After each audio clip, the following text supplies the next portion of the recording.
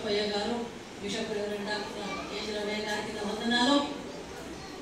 మరి అలా దేవుడు మమ్మల్ని ఉపవాస కూడికలో మొదటి రోజున సాయంకాలపు కూడికలు కూడా మమ్మల్ని సురక్షితంగా ఆరోగ్య బలం ఇచ్చి నడిపించాడు. దానికి దేవుడికి కోటి కోటి వందనాలు, స్తుతి స్తోత్రములు.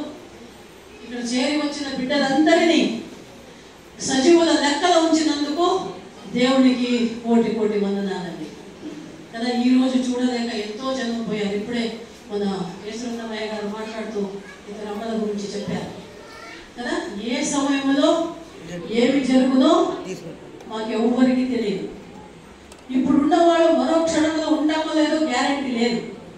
లైఫ్ గ్యారంటీ లేదమ్మా కదా. మన జీవితము ఎప్పుడు ముగిస్తుందో మనకి తెలియదు.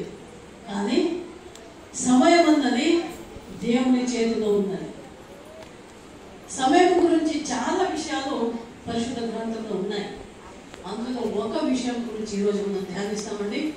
ఎఫెసీయులకు రాసిన పత్రికలో 5వ అధ్యాయము 16వ వచనం అందరికీ తెలిసినదే, చిరపరిచితమైన వాక్యము. త్వరగా చదవాలి బిడ్డలు, ఎవరైనా చదవండి. 5:16 ఎఫెసీయులు 5:16. దినములు చెడ్డవి గనుక సమయము పోనీయక ఏం చేద్దామా, సద్వినియోగము చేసుకొనుము. ప్రార్థించుకుందాం. హల్లెలూయా, స్తోత్రం దేవా, వందనాలు తండ్రి. అయ్యా, మమ్మల్ని బహుగా మిక్కిలిగా ప్రేమించే ప్రియ పరలోక తండ్రి, నీకు స్తోత్రాలయ్యా. పరలోక రాజ్యమునందు సింహాసనాసీనుడైన దేవా, నీకు స్తోత్రాలు. అనుదిన మనుక్షణము మమ్మల్ని చూసేవాడవు, కాచేవాడవు, కాపాడువాడవు, మా మొరలు ఆలకించేవాడవు నీవయ్యా, నీకు స్తోత్రాలు. మరి ఈ సమయమున అయ్యా, సర్వశక్తుల, సర్వోన్నతుల, సర్వాధికారి దేవా, ప్రీతి స్వరూపుడా, నీతి స్వరూపుడా, జీవ స్వరూపుడా, చైతన్య స్వరూపుడు అయిన దేవా, నీకు వందనాలు తండ్రి.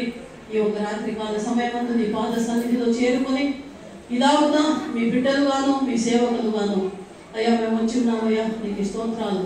మమ్మల్ని సజీవుల లెక్కలో ఉంచి మీ పాద సన్నిధిలో తీసుకొచ్చారయ్యా, మీకు కోటి కోటి వందనాలు, కృతజ్ఞత, స్తుతి స్తోత్రములు చెల్లిస్తున్నామయ్యా.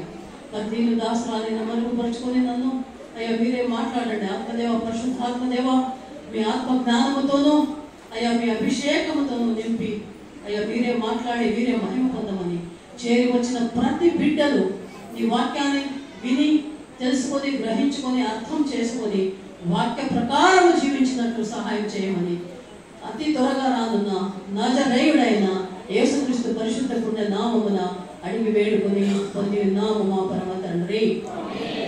ఆమేన్. హల్లెలూయా, హల్లెలూయా, హల్లెలూయా. సంతోషమా?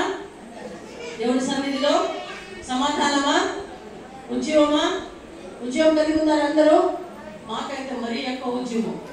మాపాల చెరువు అంటేనే ఉద్యోగం, కేజీరావు అయ్య అంటేనే ఉద్యోగం, ఉపవాస కూడికలు అంటేనే మాకు ఉద్యోగం అండి. దేవుడు ఎలాంటి పరిస్థితి ఉన్నా మేము ఎక్కడున్నా మమ్మల్ని ఉపవాస కూడికలకు అక్టోబర్ నెలలో ఇక్కడికి రప్పిస్తారు. అందుకు దేవుడికి వందనాలు. మరి చూడండి, ఇప్పుడు వాక్యం చదువుకుందాం. అందరికీ తెలిసినదే, దేవుడి వాక్యం చదివిస్తామండి. దినములు ఏమైనా అంట చెడ్డవి కనుక, ఇది ఒక మెయిన్ పాయింట్. దినములు చెడ్డవి కనుక, దినములు ఈ సమయం